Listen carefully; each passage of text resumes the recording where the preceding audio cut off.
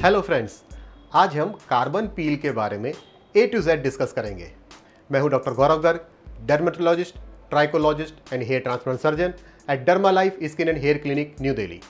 तो फ्रेंड्स, आपने कार्बन पील के बारे में ज़रूर सुना होगा और बहुत से लोगों ने इसको करवाया भी होगा।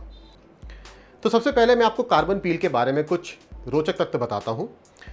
जैसा कि आपको नाम से पता चल रहा है, इसमें दो शब्दों का इस्तेमाल है, कार्बन एंड पील।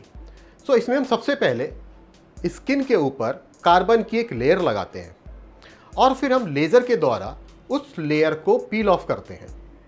तो उसमें फ़ायदा ये होता है कि कोई भी केमिकल, ना तो कोई एसिड, ना कोई और करोसिव एजेंट का हम फेस पे इस्तेमाल कर रहे हैं। दूसरा, लेज़र बीम भी डायरेक्टली स्किन के कांटेक्ट में नहीं आती है, वो कार्बन के ऊपर शॉट डालती है, जिससे कि कार्बन हीट अप होकर के इवेपोरेट हो जाता है।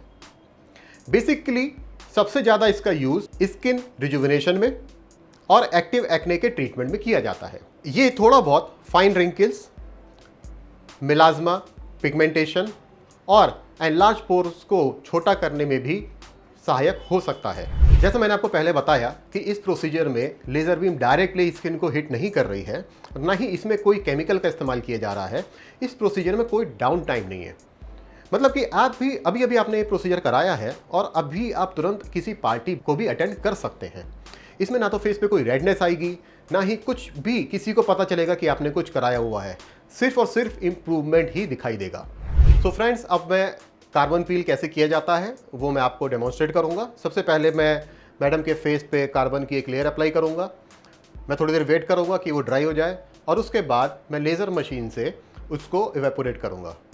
इसमें लेज़र मशीन के बारे में खास ध्यान देने वाली बात यह है कि जितनी अच्छी क्वालिटी की मशीन होगी, उतना स्पेसिफिक वेवलेंथ होने की वजह से अच्छे रिजल्ट्स आएंगे।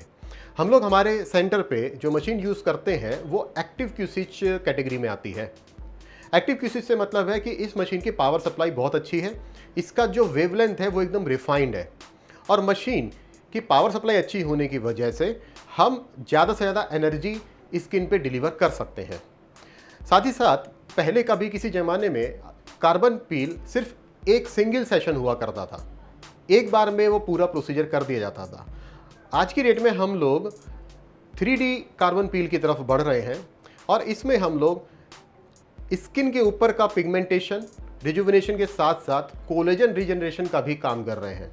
इस टेक्निक को हम आगे वाले वीडियोस में ज़रूर बताएंगे। इसको हम 3D कार्बन पील के नाम से इंट्रोड्यूस कर रहे हैं।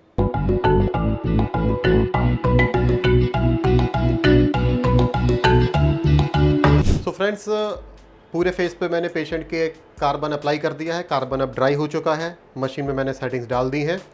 पेशेंट को प्रोटेक्टिव आई कवर पहना दिया है, मैंने खुद भी पहन लिया है और अब हम देखते हैं प्रोसीजर किस तरह से होता है।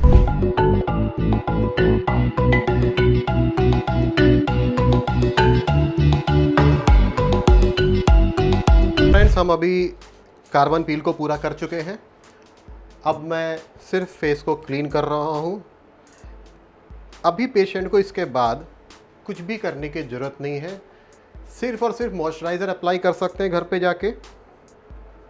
जो भी नॉर्मल फेस वॉश है वो यूज़ कर सकते हैं और धूप में जाते समय, क्योंकि अभी स्किन रिजुविनेट हो गई है, ऊपर जितनी भी डेड स्किन थी, डर्ट थी, वो सब निकल चुका है, तो सन प्रोटेक्शन रखने की ज़्यादा आवश्यकता है।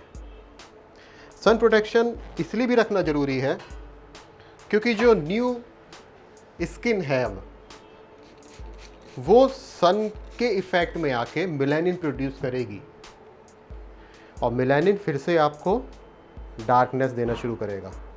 सो फ्रेंड्स, कार्बन पील के बारे में बस इतना ही। हमारे चैनल को सब्सक्राइब कीजिए, इस वीडियो को लाइक कीजिए, शेयर कीजिए। और भी कंटेंट एस्थेटिक्स के बारे में, लेज़र मशीन्स के बारे में, ट्रीटमेंट्स के बारे में मैं आपके लिए टाइम टू टाइम लाता रहूँगा। Thank you very much.